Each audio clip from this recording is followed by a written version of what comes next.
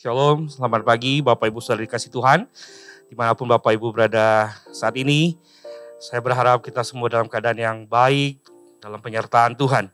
Mari kita sebelum masuk dalam ibadah, saya mengundang kita bangkit berdiri sama-sama.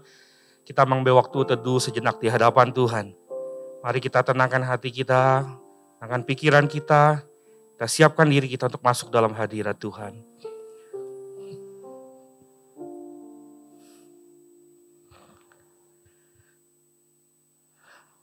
Saudara, kita akan mulai kebaktian kita dengan sebuah pengakuan bahwa pertolongan kita adalah di dalam nama Tuhan.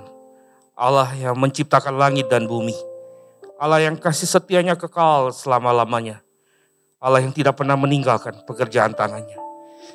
Biarlah kiranya kasih karunia dari Allah Bapa, Tuhan kita Yesus Kristus, dan Roh Kudus boleh menyertai ibadah ini. Dan biarlah segala pujian, hormat, dan kemuliaan hanya bagi namanya. Amin. Selamat pagi Bapak Saudara yang terkasih dalam Tuhan kita Yesus Kristus. Shalom, selamat hari Minggu dan selamat beribadah. Dan saya sungguh percaya setiap kita berada dalam keadaan yang baik Bapak Saudara. Karena kita punya Tuhan yang luar biasa yang menjaga saudara dan saya pada pagi hari ini. Untuk itu Bapak Saudara, mari pagi hari ini kita berikan pujian yang terbaik kepada Tuhan kita. Dengan penuh ungkapan syukur kepada Tuhan. Karena Dia Tuhan yang setia. Dia Tuhan yang menjadi pemelihara yang sempurna di dalam kehidupan kita. Terima kasih Tuhan Yesus. Terima kasih Bapa. Bersama dengan jemaat Tuhan, kami katakan, ku berdiri di tengah umat-Mu, dari segala suku bangsa. Kami umat-Mu yang telah ditebus dan telah diselamatkan. Tiada kata layak untuk ku berikan, tiada kata untuk memuji-Mu.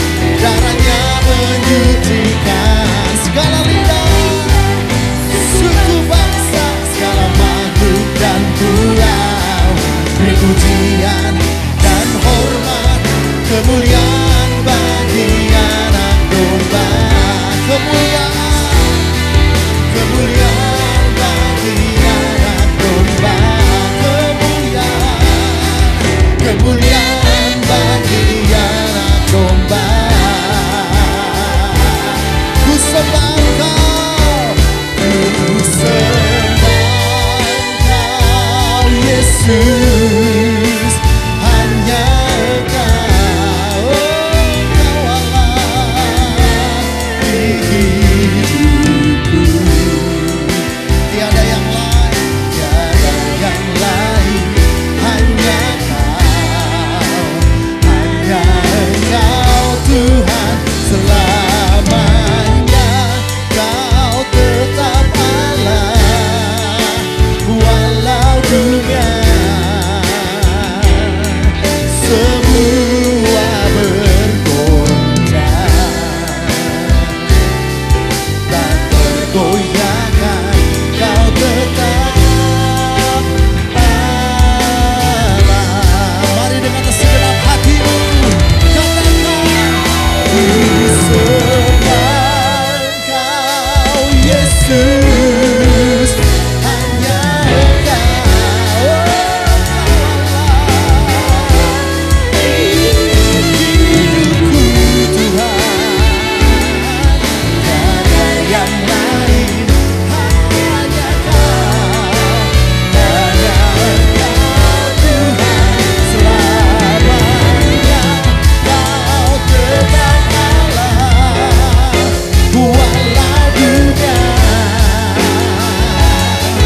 semua bergoncang. Dengan imanmu katakan, tak bergoyangkan. Kau tetap Allah selamanya, selamanya. Kau tetap Allah, amin. Walau dunia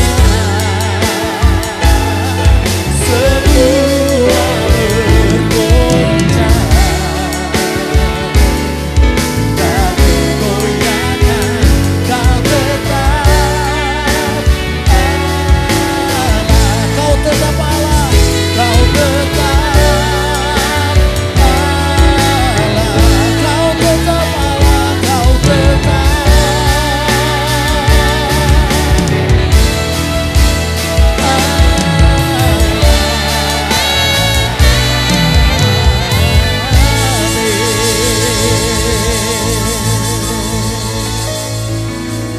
sampai selama-lamanya. Engkau tetap Allah kami, Engkau tetap Tuhan kami, Engkau penolong kami, Engkau sahabat kami, Engkau kekasih jiwa kami Tuhan Yesus. Terima kasih Tuhan Yesus, Engkau setia di dalam kehidupan kami hari lepas hari, berjalan bersama dengan Tuhan. Kami tahu ya Tuhan tidak mudah ya Tuhan, tetapi berjalan bersama dengan Tuhan, Tuhan yang memegang tangan kami sehingga kami tetap teguh. Kami aman bersama dengan Tuhan Yesus. Apapun pergumulan yang kami alami pada saat ini, apapun sakit penyakit yang kami alami pada saat ini ya Tuhan. Apapun kekhawatiran kami akan masa depan kami tahu kami aman bersama dengan Tuhan. Tuhan yang ambil alih, Tuhan yang pegang kendali kehidupan kami. Kalau Engkau Tuhan yang sudah memperlihatkan kepada kami kesetiaan Tuhan di masa yang lalu, maka Tuhan yang sama, Kau juga yang akan memperlihatkan kami dan membawa kami kepada kemenangan lepas kemenangan di masa yang akan datang. Bersama dengan Tuhan Yesus kami cakap menanggung segala perkara. Pagi hari ini kami akan penuhi dengan puji-pujian kepada Tuhan. Karena Engkau yang layak untuk terima segala pujian dan hormat dan kemuliaan. Terima kasih Tuhan Yesus. Terima kasih Bapa. Di dalam nama Tuhan Yesus Kristus kami berdoa. Kami mengucap syukur. Sama-sama katakan amin. Bu saudara, saya mengundang kita semua untuk berdiri.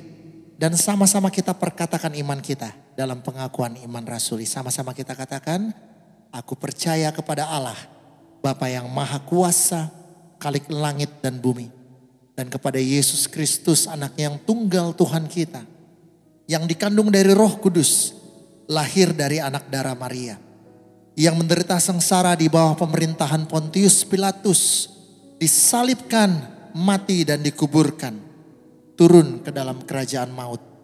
Pada hari yang ketiga, bangkit pula dari antara orang mati. Naik ke surga, duduk di sebelah kanan Allah, Bapa yang maha kuasa.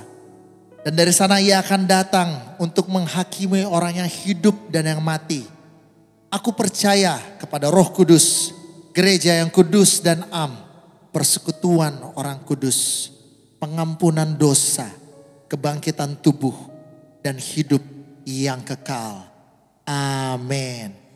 Saudara, dimanapun engkau berada, bersukacita pada pagi hari ini. Amin.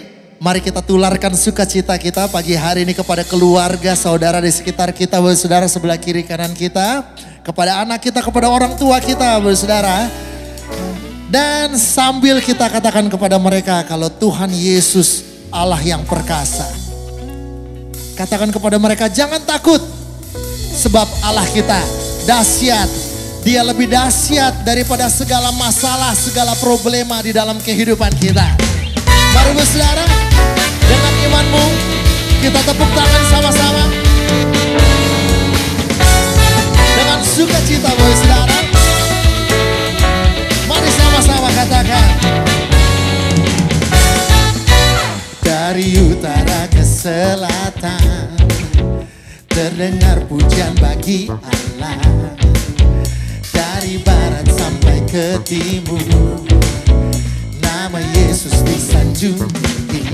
Dari pulau-pulau, lembah-lembah, gunung-gunung yang tinggi, kemuliaannya disaksikan, kebesarannya diceritakan. Yesus, Yesus, nama Yesus. Nama Yesus disanjung tinggi. Dari pulau-pulau, lembah-lembah, gunung-gunung yang tinggi. Semua katakan, Allahku dahsyat berkuasa, seluruh bumi sujud menyembah, tinggikan nama-Mu. Allahku dahsyat berkuasa, seluruh bumi sujud menyembah, tinggikan nama-Mu.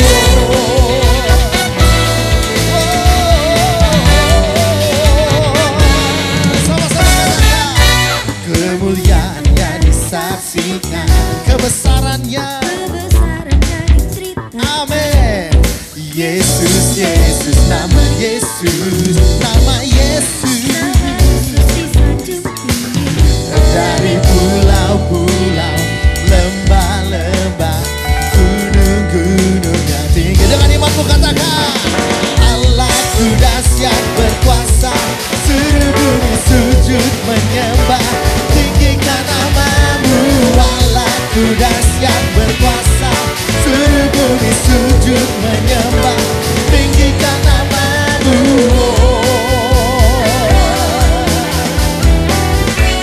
Oh Allah kami yang dahsyat, Allah kami yang perkasa. Terima kasih Tuhan Yesus. Amin. Sama-sama katakan. Dari pulau-pulau, lembah-lembah, gunung-gunung yang tinggi. Dari pulau-pulau, lembah-lembah, gunung-gunung yang tinggi.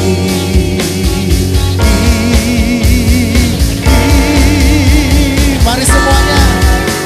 Allahku dahsyat, Dia berkuasa, seluruh surga bumi sujud menyembah. Allahku dahsyat, Dia berkuasa, seluruh surga bumi sujud menyembah. Allahku dahsyat, Dia berkuasa, seluruh surga bumi sujud menyembah. Allahku dahsyat, Dia berkuasa, seluruh surga bumi sujud menyembah. Allahku dahsyat, Dia berkuasa, seluruh surga bumi sujud menyembah. Allahku dahsyat, Dia berkuasa, seluruh surga bumi sujud menyembah. Allahku dahsyat, Dia berkuasa, seluruh surga bumi sujud menyembah. Allahku dahsyat, Dia berkuasa, seluruh surga. Semua katakan, Allahku dahsyat berkuasa, seluruh bumi sujud menyembah, tinggikan nama-Mu.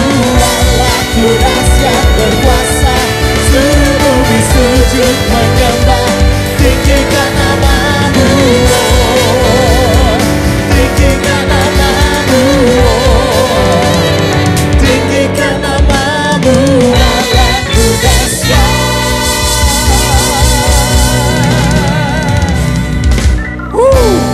Amin. Allah kita dahsyat, Allah kita perkasa, saudara. Dan sambil kita sebentar lagi kita akan mendengarkan firman Tuhan, mari kita naikkan pujian ini, saudara. Saya akan baca ayat firman Tuhan 1 Yosua 1 ayat yang 9. mengatakan, bukankah telah kuperintahkan kepadamu? Kuatkan dan teguhkanlah hatimu. Janganlah kecut dan tawar hati. Sebab Tuhan Allahmu menyertai engkau kemanapun engkau pergi. Apapun yang kau alami pada saat ini, mari saudara, sama-sama kita naikkan pujian ini. Katakan, bagi Tuhan tak ada yang mustahil. Bagi Tuhan tak ada yang tak mungkin. Mujizatnya disediakan bagiku. Ku diangkat dan dipulihkannya. Dengan imanmu katakan, ku yakin saat kau berfirman, ku menang saat kau bertindak. Hidupku hanya ditentukan oleh perkataanmu. Ya Tuhan, ku aman karena kau menjaga. Ku kuat karena kau menopang. Hidupku hanya ditentukan oleh kuasa-Mu. Kami percaya Tuhan, bagi Tuhan tak ada yang mustahil. Bagi Tuhan tak ada yang tak mungkin. Mujizatnya disediakan bagiku. Ku diangkat dan dipulihkannya. Bagi Tuhan tak ada yang mustahil. Bagi Tuhan tak ada yang mustahil. Bagi Tuhan, oh mujizatnya disediakan bagiku. Ku diangkat dan dipulihkannya. Mujizatnya, mujizatnya disediakan bagiku. Ku diangkat dan dipulihkannya. Sekali lagi, mujizatnya, mujizatnya disediakan bagiku. Ku diangkat dan dipulihkan.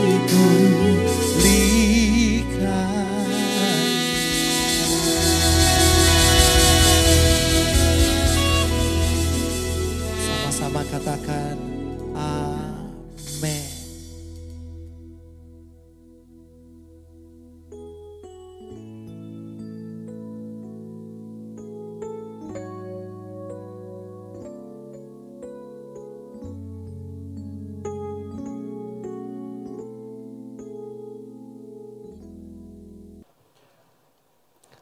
Salam sejahtera, saudara yang dikasihi oleh Kristus. Sebelum kita membaca firman Tuhan dan merenungkannya, kita akan berdoa bersama. Bapa yang baik, kami sungguh bersyukur kebaikan-Mu melalui firman-Mu, Engkau senantiasa berikan buat kami. Dan biarlah saat ini hati kami semua Tuhan teduhkan, Tuhan beri hasrat kerinduan yang besar kepada firman Allah yang berharga ini. Berikan kami kekuatan yang baru melalui firman-Mu, hidup yang diperbarui, dikuatkan kembali oleh kebenaran-Mu ini. Dan pakailah hamba-Mu yang terbatas untuk boleh menyampaikan firman-Mu dengan efektif. Mohon anugerah dan belas kasihan Tuhan kepada kami dan kepada seluruh jemaat di tempat di rumah masing-masing. Dengar doa kami Tuhan, demi nama Tuhan Yesus. Kami bersyukur dan berdoa. Amin. Saudara, mari kita membuka firman Tuhan hari ini di dalam kitab 1 Raja-Raja pasal yang ke-19 ayat 1 sampai 8. 1 Raja-Raja pasal yang ke-19 ayat 1 sampai 8. Tema yang diberikan gereja untuk kita hari ini adalah healthy spiritual life. Kehidupan rohani yang sehat. 1 Raja-Raja 19, demikian firman Tuhan ayat 1 sampai 8. Ketika Ahab memberitahukan kepada Isabel segala yang dilakukan Elia, dan perihal Elia membunuh semua nabi itu dengan pedang, maka Isabel menyuruh seorang suruhan mengatakan kepada Elia, beginilah kiranya para Allah menghukum aku, bahkan lebih lagi daripada itu, jika besok kira-kira pada waktu ini aku tidak membuat nyawamu sama seperti nyawa salah seorang dari mereka itu. Maka takutlah ia, lalu bangkit dan pergi menyelamatkan nyawanya. Dan setelah sampai ke Beersheba yang termasuk wilayah Yehuda, ia meninggalkan bujangnya di sana. Tetapi ia sendiri masuk ke padang gurun sehari perjalanan jauhnya. Lalu duduk di bawah sebuah pohon arar. Kemudian dia ingin mati. Katanya, cukuplah itu, sekarang ya Tuhan, ambillah nyawaku, sebab aku ini tidak lebih baik daripada nenek moyangku. Sesudah itu ia berbaring dan tidur di bawah pohon arar itu.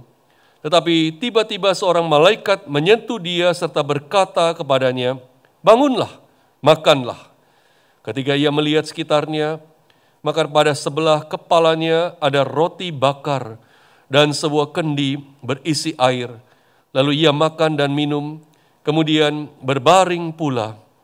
Tetapi malaikat Tuhan datang untuk kedua kalinya dan menyentuh dia serta berkata, bangunlah, makanlah, sebab kalau tidak, perjalananmu nanti terlalu jauh bagimu.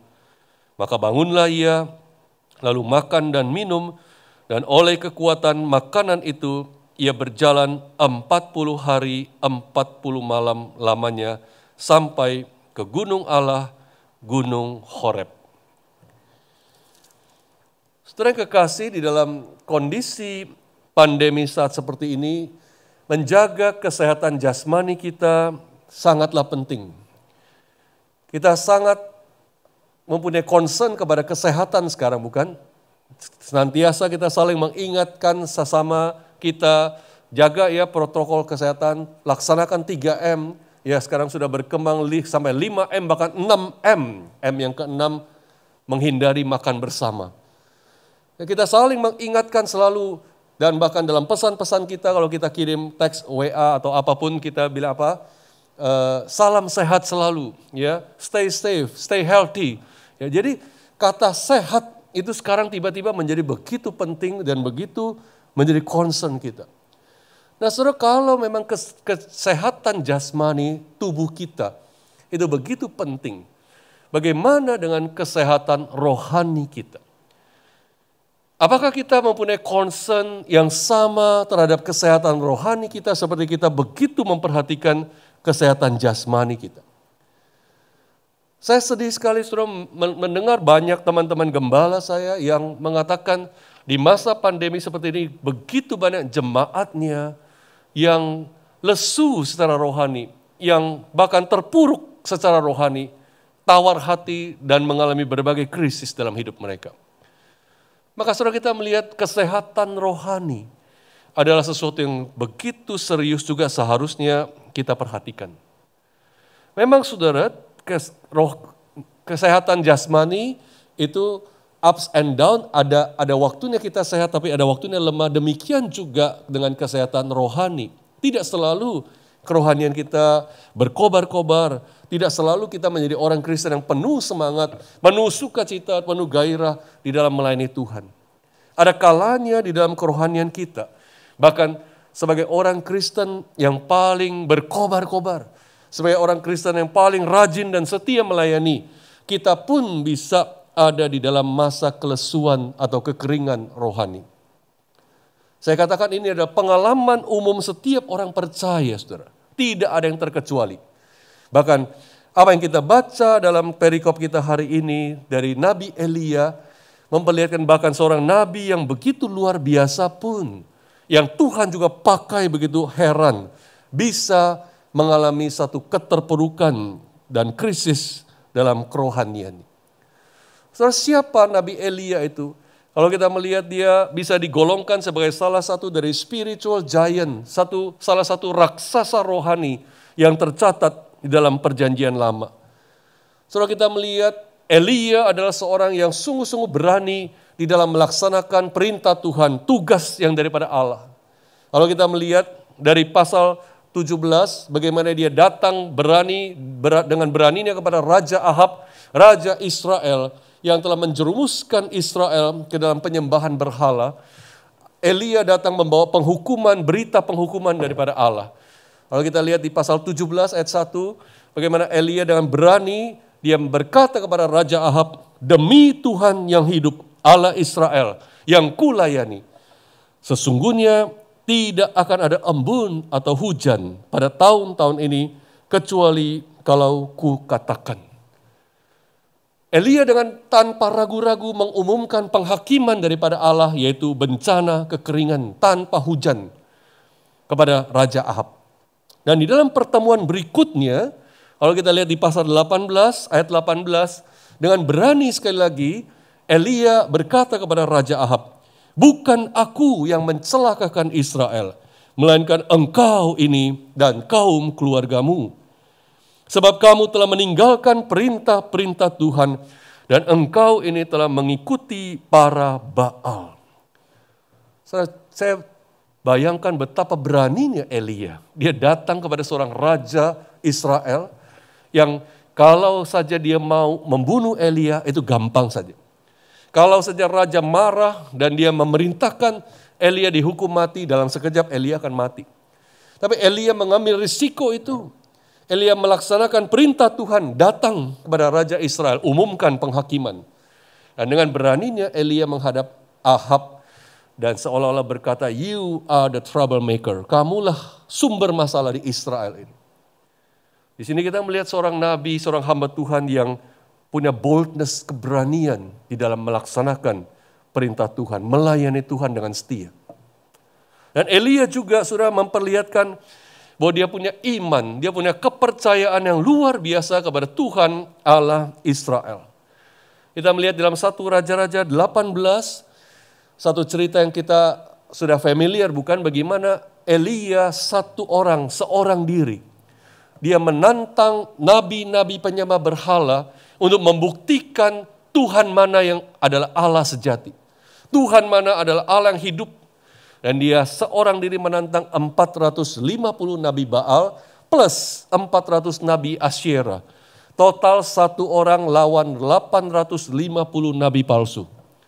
Saudara bisa bayangkan apa tidak gentar begitu. Dan Elia menantang mereka untuk membuktikan siapa Allah yang hidup dan siapa Allah yang sejati. Dan melalui campur tangan Tuhan, Tuhan membuktikan bahwa Dialah Yehova Allah Israel, Allah sejati, Allah yang sanggup untuk melakukan perkara-perkara yang ajaib. Sedangkan di pihak lain para nabi Baal dan para nabi Asyera itu adalah nabi yang menyembah dewa-dewa palsu yang mati, yang tidak bisa berbuat apa-apa. Saudara, kita melihat betapa besarnya iman Elia kepada Tuhan sehingga dia tidak gentar melawan 850 nabi Baal itu. Dan kita juga melihat bahwa selain itu, Elia adalah seorang pendoa yang luar biasa. Dia bukan hanya seorang berani, dia bukan hanya seorang imannya luar biasa, bahkan dia seorang pendoa yang luar biasa penuh kuasa. Kalau kita lihat saudara di dalam perjanjian baru, Yakobus 5 ayat 17 mengatakan bahwa Elia, dia telah sungguh-sungguh berdoa supaya hujan jangan turun. Dan apa yang terjadi? Hujan pun tidak turun selama 3,5 tahun. Saudara bisa bayangkan betapa besar kuasa doa Elia. Bahkan Yakobus memakai itu menjadi contoh dan pola yang memperlihatkan doa yang penuh dengan kesungguhan itu besar kuasanya. Maka saudara kita lihat Elia adalah seorang pendoa yang luar biasa. Bahkan doanya itu begitu berpusat kepada kemuliaan Tuhan. Kalau kita lihat doa-doanya di dalam pasal 18 itu begitu indah. Dan salah satunya saudara di ayat ke-37 pasal 18 ayat 37 dia berdoa, "Jawablah aku ya Tuhan, jawablah aku, supaya bangsa ini mengetahui bahwa Engkaulah Allah ya Tuhan, dan Engkaulah yang membuat hati mereka tobat kembali." Doanya begitu sentral kepada Allah yang dia kenal, Allah yang mulia, Allah yang hidup, satu-satunya Allah yang sejati, yang seharusnya disembah oleh bangsa Israel. Berpusat kepada kemuliaan Allah, isi doa daripada Nabi Elia ini. Maka saudara kita jelas melihat bahwa Elia ini adalah seorang, tidak salah kalau dibilang sebagai raksasa rohani, a spiritual giant. Keberaniannya, kesetiaannya, imannya, doanya, dedikasinya bagi Tuhan itu jelas begitu nyata. Tetapi saudara, bahkan seorang raksasa rohani seperti Nabi Elia ini pun bisa mengalami satu krisis rohani, keterpurukan rohani. Kita melihat bagaimana Elia yang begitu luar biasa itu bahkan juga bisa mengalami kelesuan, bahkan kekeringan rohani yang amat dalam yang kita baca dalam perikop hari ini. Saudara, kita melihat itu bermula dari ayat terakhir di pasal 18, yaitu satu ayat sebelum yang kita baca tadi. Pasal 18 ayat 46, kita melihat apa yang terjadi setelah Elia mengalahkan 850 nabi-nabi Baal dan Asyera itu. Dikatakan di sana bahwa dengan kuasa Tuhan berlaku atas Elia, dia mengikat pinggangnya dan berlari mendahului Ahab sampai ke jalan yang menuju Yisrael. Saudara, Elia cepat-cepat mau pergi ke kota Yisrael. Pertanyaannya, mengapa Elia mau cepat-cepat masuk kota Yisrael?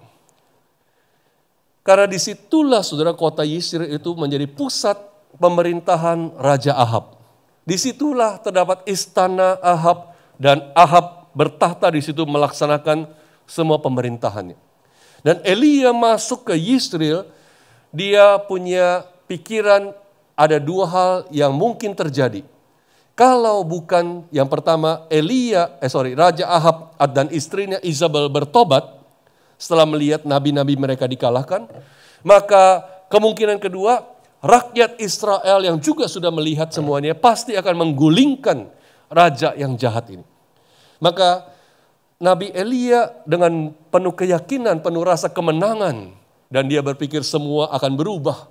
Dia masuk ke kota Yisrael, ibu kota pemerintahan Raja Ahab ini, saudara.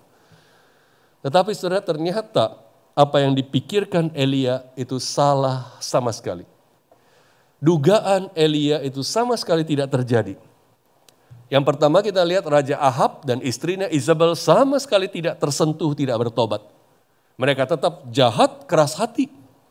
Dan yang kedua, bahkan rakyat Israel yang sudah menyaksikan peperangan antara satu nabi Israel Elia melawan 850 nabi palsu itu, mereka yang sudah melihat siapa Allah yang sejati, siapa Allah yang hidup, mereka pun tidak tergerak untuk menegakkan kebenaran, mereka tidak menggulingkan Raja Ahab.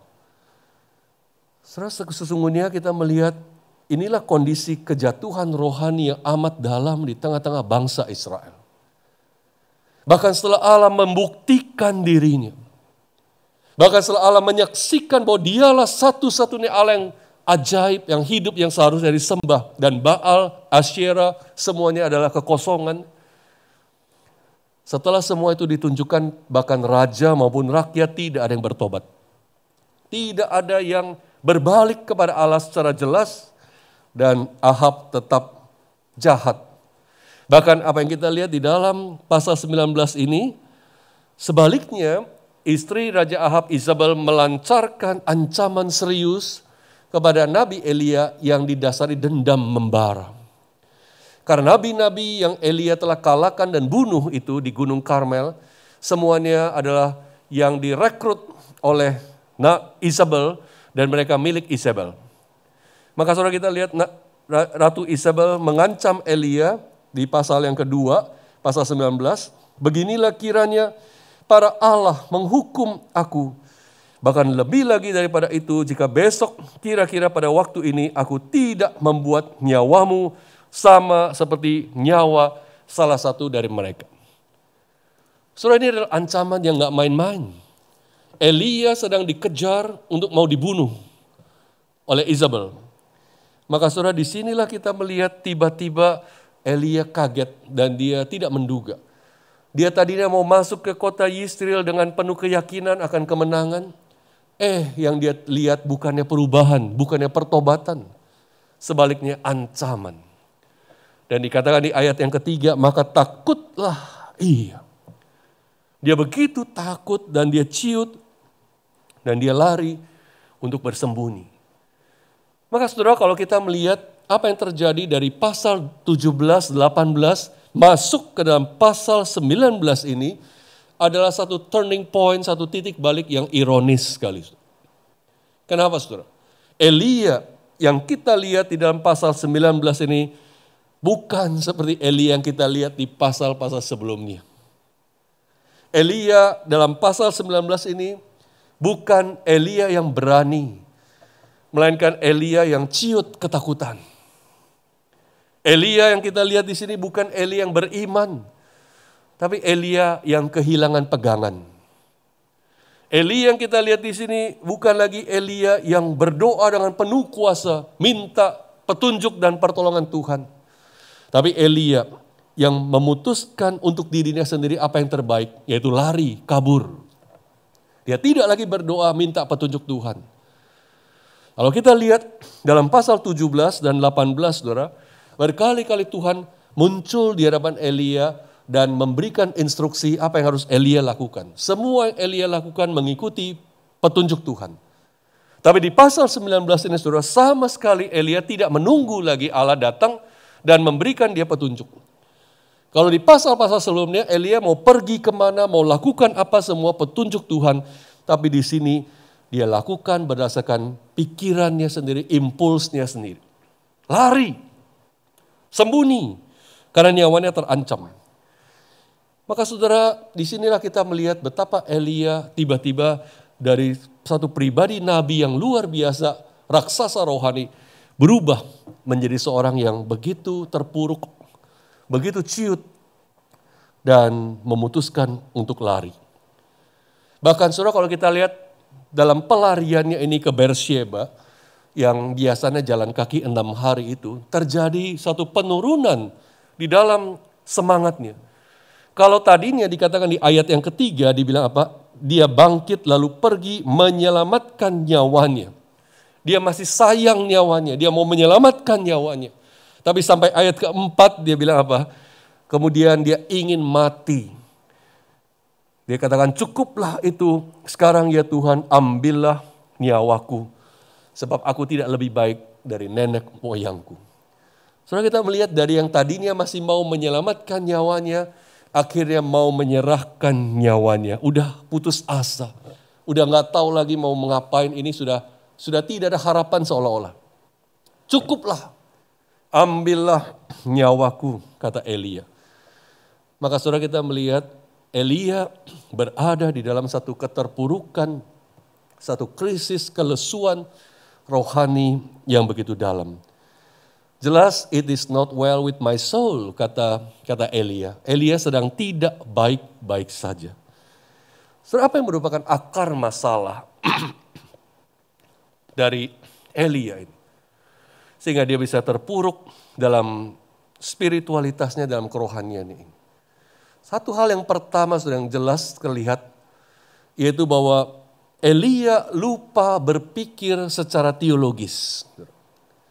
Elia dia tidak sama sekali kelihatan memikirkan apa yang sudah dia tahu selama ini. Saudara, bayangkan menghadapi ancaman Isabel ini, teologinya itu tidak berbicara kepada hatinya. teologinya tidak menginformasi pikirannya.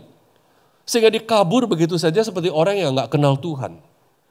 Saudara bayangkan, Elia jelas dia mengenal Allah dengan baik sekali. Kita bisa lihat dari doa-doanya, tindakannya. Elia mengenal Allah. Kita juga jelas melihat Elia mengalami Allah dengan luar biasa.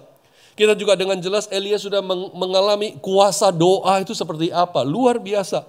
Elia sudah alami semuanya itu. Tapi begitu dia menghadapi ancaman, teologinya tidak menginformasi pikirannya. Di sini saudara kita melihat, bukankah kita sebagai umat Tuhan hari ini juga seringkali mengalami hal ini, bukan? Ini juga terjadi dalam hidup kita. Kita sudah mengenal Tuhan dengan baik, kita sudah mendengar begitu banyak firman Tuhan. Kita bahkan sudah mengalami perbuatan-perbuatan Allah yang ajaib dalam hidup kita. Kita sudah pernah mengalami betapa Allah menjawab doa kita dengan begitu luar biasa. Tapi begitu kesusahan yang baru datang, begitu kesulitan melanda, begitu kekhawatiran datang, seringkali teologi yang kita sudah tahu itu seperti tidak lagi berbicara kepada kita. Kita seperti kehilangan pegangan dan kita tidak tahu apa yang harus kita lakukan. Maka saudara kita lihat di sini, kesehatan rohani kita seringkali ada dalam krisis. Itu bukan karena kita tidak mengenal Tuhan. Sekali lagi saudara, kesehatan rohani kita seringkali ada dalam krisis. Itu bukan karena kita tidak mengenal Tuhan. Tapi justru dalam pengenalan kita kepada Allah itu kita lupa siapa Dia. Bahwa pengenalan kita kepada Allah tidak menginformasikan hati kita, pikiran kita, tidak berbicara kepada kita dalam krisis-krisis yang kita alami. Sebab itu saudara, betapa perlunya kita kembali memperhatikan betapa pentingnya mengingat siapa Tuhan dan apa yang telah Dia lakukan dalam hidup kita. Maka saudara, di sini saya ingin mengingatkan dan mendorong saudara-saudara satu hal yang sebenarnya sering kali diingatkan tapi penting dan serius, yaitu membaca firman Tuhan. Betapa membaca firman Tuhan secara reguler, secara teratur, itu menolong kita terus menginformasikan kepada pikiran kita, hati kita, siapa Tuhan. Seperti apa perbuatan-perbuatannya, apa kehendaknya bagi kita. Itulah yang perlu terus menginformasi pikiran kita. Dan saudara, hari ini apalagi di masa pandemi begitu banyak juga kita bisa lihat sumber-sumber yang berharga di YouTube, di media-media sosial. Begitu banyak khotbah-khotbah yang baik dari pengkhotbah di Indonesia, pengkhotbah di luar negeri. Saudara, coba usahakan bisa banyak belajar, banyak mendengar firman Tuhan dari resources yang begitu sebenarnya tak terbatas itu. Manfaatkan itu sebagai sesuatu yang terus mengisi pikiran kita, hati kita. Di masa-masa seperti ini, terus menolong kita melihat kepada Tuhan. Atau saudara juga manfaatkan dan biasakan saudara menyanyikan lagu-lagu rohani yang baik, yang liriknya bagus. Yang terus menjadi ingatan. Saudara, saya menemukan makin sering kita nyanyi lagu yang baik, lagu itu terus berbicara. Itu saya alami, saudara. Saya tanpa sadar sering bersenandung lagu yang saya terus nyanyikan dan ingat, dan itu seperti berbicara kepada saya. Bisa mengingatkan kepada saya. Bersyukur sekali kalau ada banyak lagu-lagu yang berharga di sekitar kita, dari buku-buku him, dari berbagai album rohani, penyanyi rohani. Bersyukur juga, bukannya saya mau promosi, saudara, di tengah-tengah jemaat kita ada Pak Heri Priyonggo dengan vokal grup Yerikonya, yang lagu-lagu rohaninya itu liriknya bagus-bagus sekali, sangat teologis, sangat kuat, menguatkan banyak iman, banyak jemaat. So, lagu-lagu seperti itu terus menginformasi pikiran kita, hati kita tentang siapa Tuhan.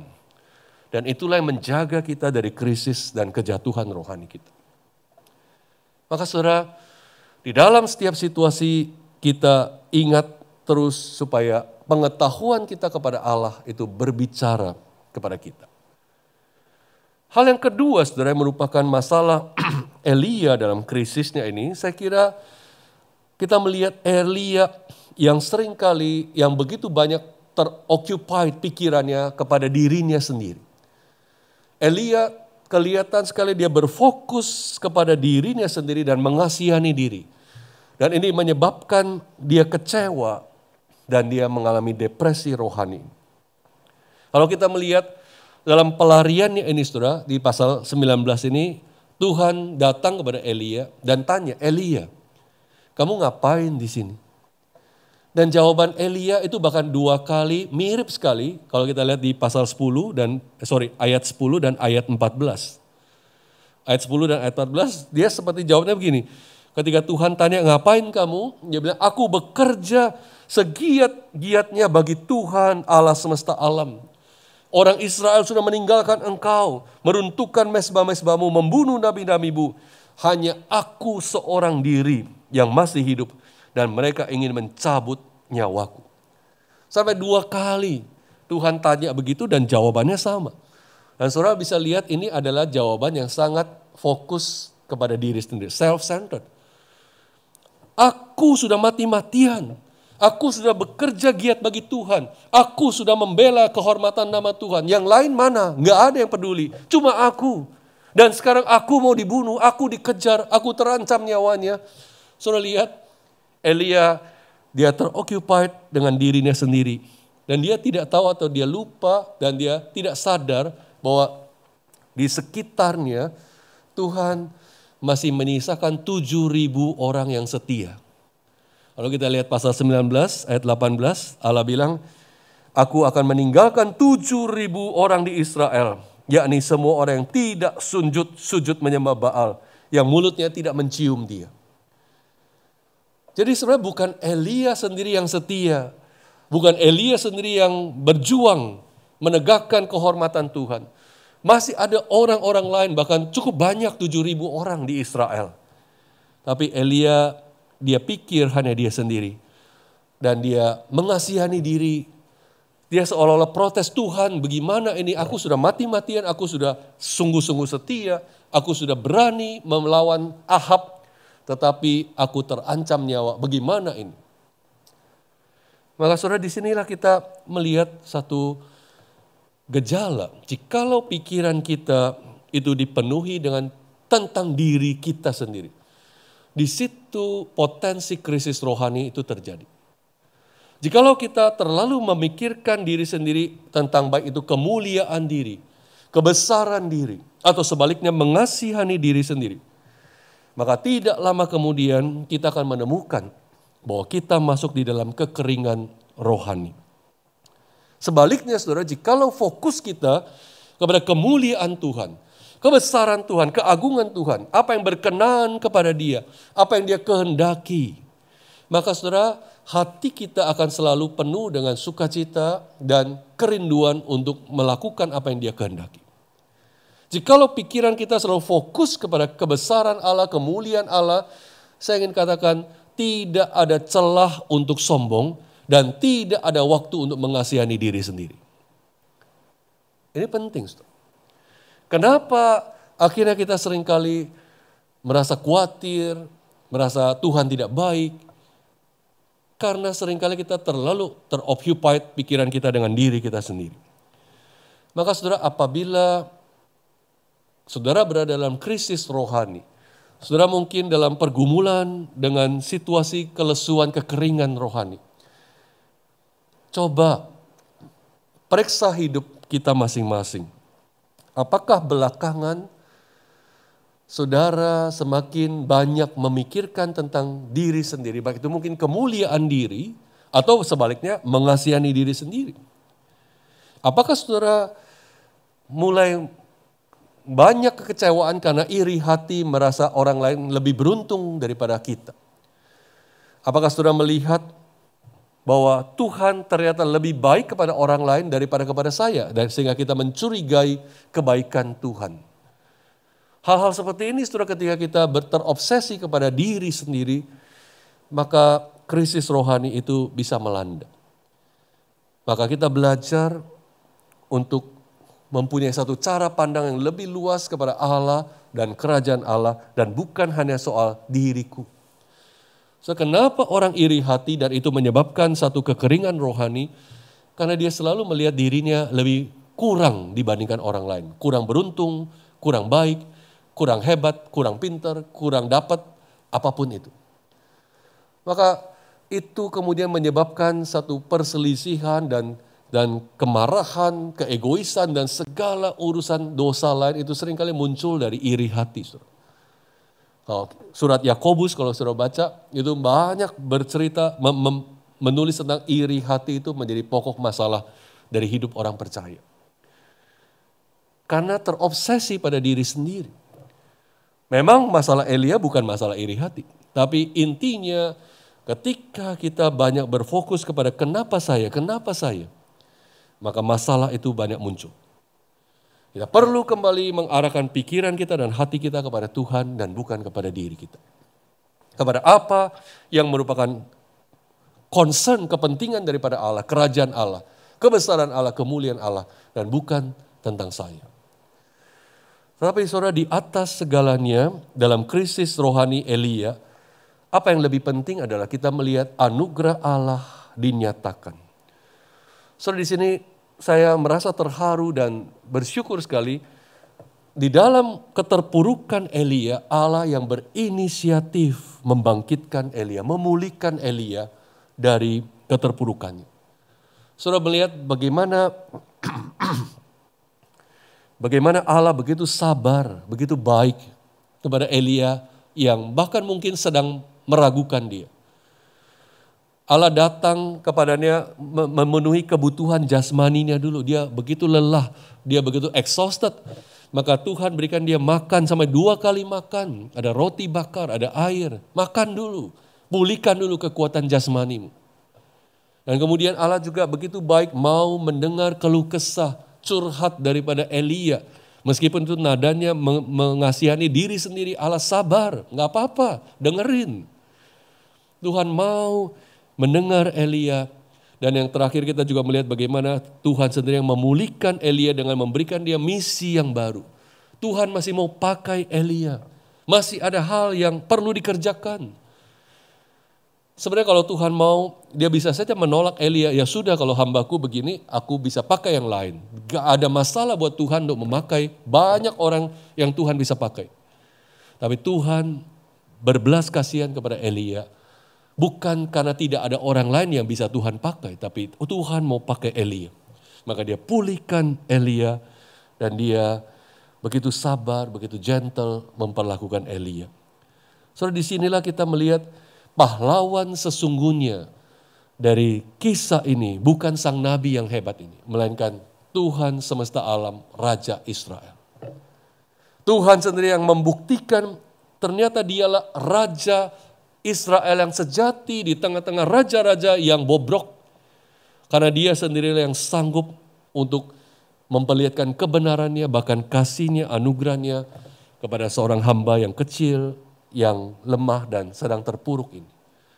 Kita melihat betapa Allah adalah Allah yang selalu bisa kita andalkan di dalam setiap krisis rohani kita. Di dalam kisah Elia ini, saudara, memperlihatkan satu fakta, kenyataan yang begitu memberkati saya. Saya belajar, saudara, bahwa kesehatan rohani kita rupanya itu menjadi concern di mata Allah. Kesehatan rohani kita itu penting di mata Tuhan. Tuhan tidak tinggal diam. Tuhan tidak tutup mata. Dia bukannya tidak peduli ketika kita sedang kekeringan, kelesuan rohani. Dan dia selalu mau datang dan memulihkan kita.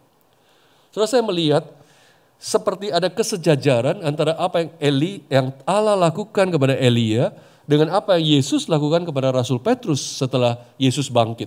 Karena kita tahu Petrus mengkhianati Yesus, menyangkal Yesus, dan Petrus juga begitu terpuruk. Tapi kita lihat setelah Yesus bangkit, Injil Yohanes 21, bagaimana Yesus memulihkan Petrus. Ada, meskipun kasusnya beda, situasinya beda antara Petrus dan Elia, tapi cara pemulihannya ada kesejajaran. Sudah lihat, yang pertama kita lihat di Yohanes 21, mula-mula Yesus memberi makan murid-muridnya dulu, termasuk Petrus, makan ikan. Dipulihkan dulu secara jasmani, dan kemudian Yesus juga terlibat pembicaraan intim dengan Petrus. Petrus, apakah engkau mengasihi aku? 3 kali Yesus bertanya. Dan akhirnya Yesus juga memberikan misi yang baru kepada Petrus. Pelayanan yang diteruskan, gembalakanlah domba-dombaku. So, di sini saya sekali lagi melihat betapa Yesus begitu baik. Meskipun Petrus sudah menyangkal dia, meskipun Petrus sudah melakukan sesuatu yang begitu tercela sebagai seorang murid terhadap gurunya, tapi Yesus mau terus memulihkan Petrus. Dia tahu Petrus membutuhkan anugerahnya. Dan itu sebabnya dia datang dan dia memulihkan Petrus. Nah, disinilah kita melihat kita punya Tuhan Yesus yang luar biasa, yang mengenal kebutuhan kita yang terdalam. Seperti seorang gembala baik mengenal domba, setiap dombanya. Dia memperlakukan setiap orang berbeda tergantung kondisi masing-masing. Maka saudara, di dalam krisis rohani kita, di dalam kesehatan rohani yang terganggu, itu kita boleh bersyukur bahwa Allah concern, dia peduli dan kita boleh mengandalkan Allah di dalam Kristus Yesus. Bersyukurnya Tuhan kita yang paling mengerti setiap krisis yang terjadi dalam hidup kita, apapun penyebabnya. Dan dia mampu untuk memulihkan kita, dan kita melihat pemulihan kita dari krisis rohani kita. Itu sama sekali sebenarnya bukan karena saya mampu, tapi karena Allah beranugerah. Itulah harapan kita, itulah kabar baik dari apa yang kita baca ini. Allah beranugerah untuk memulihkan setiap orang yang terpuruk. Dan itu sebabnya mari datanglah kepada dia, hampiri dia, dan bersandarlah kepada Tuhan kita selalu. Dan Imam besar agung kita Tuhan Yesus yang mengerti pergumulan kita yang terdalam, kesulitan kita yang paling dalam, kesusahan, kelesuan, kekeringan kita yang terdalam, Tuhan Yesus mengerti. Dan oleh imam besar itulah yang akan memulihkan kita sekali lagi dan membawa kita kepada hidup yang diperbarui. Mari kita berdoa, saudara. Kami bersyukur Tuhan untuk firman yang boleh memberikan penghiburan yang limpah bagi kami. Kami sungguh berterima kasih Tuhan baik dalam segala keterpurukan rohani kami. Engkau peduli, Engkau concern. Itu penting di mata Tuhan untuk memulihkan kami. Kami bersyukur anugerah Tuhan besar. Biarlah Tuhan bawa pikiran kami terus memandang, berfokus kepada Allah dan kepentingan-Mu, kerajaan-Mu. Dan jauhkan diri kami Tuhan daripada terobsesi dengan diri sendiri, baik itu kesombongan maupun mengasihani diri sendiri. Tuhan sendiri akan memulihkan setiap jemaat Tuhan di tempat ini Tuhan. Di dalam banyak mungkin pergumulan di masa pandemi ini yang menyebabkan kelesuan, yang menyebabkan kekeringan rohani. Hari ini kami berdoa Tuhan pulihkan, Tuhan hampiri kami sekali lagi dengan kelemah lembutan. Seperti Engkau datang kepada Elia, seperti Engkau datang kepada Petrus, pulihkanlah setiap jemaat-Mu di tempat ini. Terima kasih Tuhan, dengar doa kami demi nama Tuhan Yesus. Kami bersyukur berdoa. Amin.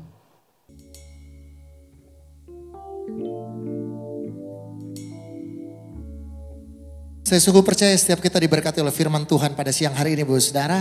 Dan pada saat ini kita akan memberikan persembahan yang terbaik kepada Tuhan kita melalui nomor rekening atau QR Code yang Bapak Saudara bisa temukan dalam layar televisi atau handphone saudara. Dan sebelum kita memberikan persembahan, saya mengundang kita untuk sekali lagi berdiri, Bapak Saudara. Dan kita akan baca ayat firman Tuhan ini bersama-sama dan kemudian kita berdoa. Firman Tuhan dalam 1 Tawarik 29 ayat 17a, sama-sama kita baca 1, 2, 3. Aku tahu ya Allahku bahwa Engkau adalah penguji hati dan berkenan kepada keikhlasan. Maka aku pun mempersembahkan semuanya itu dengan sukarela dan tulus ikhlas. Kita berdoa. Bapa di surga, kami bersyukur berterima kasih kalau Tuhan masih memberi kesempatan untuk kami boleh memberikan persembahan kepada Tuhan. Tuhan Yesus, kami rindu untuk berikan yang terbaik. Kami percaya Tuhan tidak melihat banyak atau sedikitnya, tapi Tuhan melihat kesungguhan hati kami untuk kami berikan yang terbaik kepada Tuhan. Tuhan Yesus, berkati persembahan ini ya Tuhan. Jadikan persembahan ini ya Tuhan alat untuk menjadi berkat bagi banyak orang di luar sana ya Tuhan. Dan biarlah nama Tuhan semakin ditinggikan lewat gereja Tuhan di tempat ini, GKBJ Kelapa Gading. Terima kasih Tuhan Yesus, kami percaya waktu kami berikan yang terbaik, Tuhan tidak pernah biarkan kami kekurangan. Tuhan yang cukupkan segala kebutuhan dan keperluan kami di dalam nama Tuhan Yesus Kristus. Kami berdoa dan kami siap berikan persembahan, sama-sama katakan amin. Mari Bu Saudara, sambil berikan persembahan kepada Tuhan, kita naikkan pujian ini.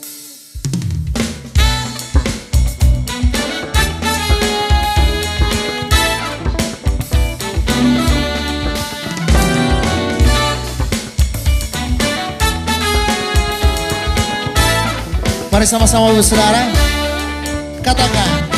Bila topan keras melanda hidupmu, bila putus asa dan letih lesu, berkat Tuhan satu-satu hitunglah, kau niscaya kagum oleh kasih-Nya.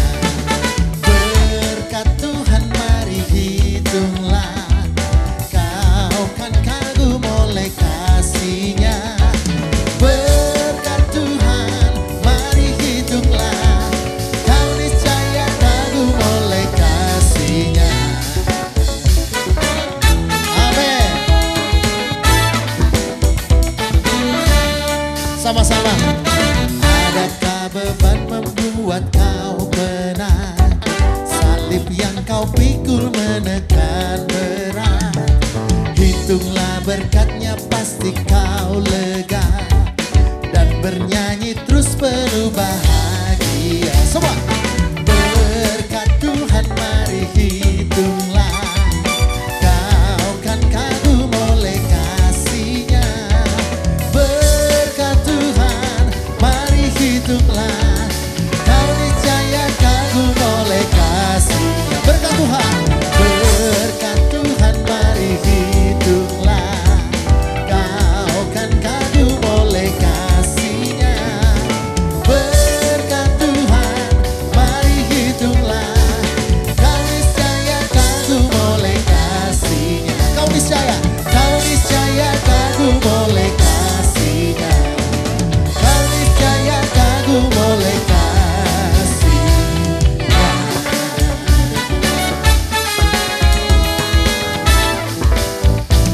Terima kasih untuk persembahan yang Bapak Ibu Saudara berikan. Tuhan Yesus memberkati, dan kita akan sama-sama menyaksikan informasi gereja di dalam GKBJ News. The church is one foundation, is Jesus Christ her Lord. She is His new creation, by water and the word. From heaven He came and sought her to be His holy bride.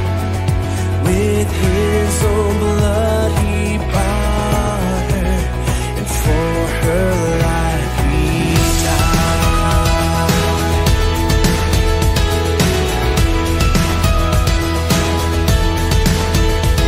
Elect from every nation, yet one o'er all the earth.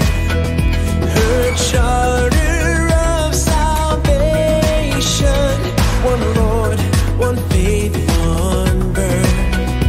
One holy name she blesses, partakes one holy food.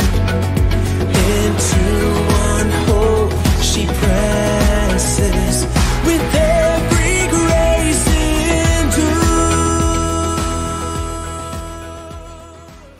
Kita bersyukur hari ini Tuhan sudah boleh pimpin ibadah kita. Saya mewakili jemaat majelis dan hamba Tuhan mengucapkan terima kasih kepada Pendeta Johan Juandi yang sudah menyampaikan firman Tuhan di kebaktian pertama dan yang kedua. Kita terus doakan untuk pelayanan beliau sebagai pengajar dosen di Sekolah Tinggi Teologi Amanat Agung, supaya Tuhan terus pakai beliau menjadi berkat lebih besar untuk boleh mendidik calon-calon hamba Tuhan yang boleh sungguh-sungguh berkenan di hadapan Tuhan. Saudara, saya ingin tambahkan satu pengumuman untuk mengingatkan minggu depan kita ada sakramen perjamuan kudus Mari kita siapkan hati kita. Bagi saudara, Bapak Ibu yang membutuhkan hosti, saudara bisa ambil di gereja atau bisa hubungi tata usaha gereja untuk meminta hosti itu, saudara ya. Mari kita siapkan hati kita, siapkan diri kita untuk boleh memasuki minggu pertama di bulan September dengan sakramen perjamuan kudus. Saya pikir ini yang bisa saya sampaikan pengumuman tambahan. Kita akan akhiri kebaktian kita pada hari ini, saudara. Saya undang kita sama-sama bangkit berdiri. Sebelum kita masuk dalam doksologi, mari kita sama-sama bacakan visi gereja kita. Dan biarlah visi ini boleh terus mengingatkan kita akan panggilan kita sebagai gereja maupun sebagai individu orang-orang percaya. Kita baca visi ini sama-sama 3, 2, 1. Gereja yang membawa orang kepada Kristus, bertumbuh serupa Kristus, dan menjadi berkat dalam gereja dan masyarakat. Doksologi.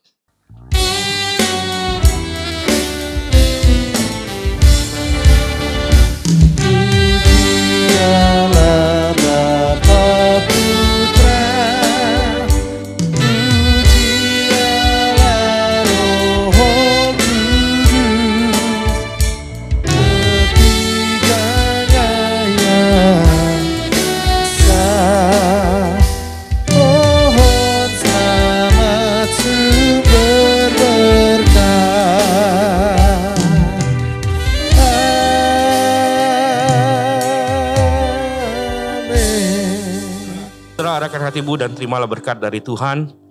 Tuhan memberkati engkau dan melindungi engkau. Tuhan menyinari engkau dengan wajahnya dan memberi engkau kasih karunia. Tuhan menghadapkan wajahnya kepadamu dan memberi engkau damai sejahtera dari sekarang dan sampai selama-lamanya. Amin.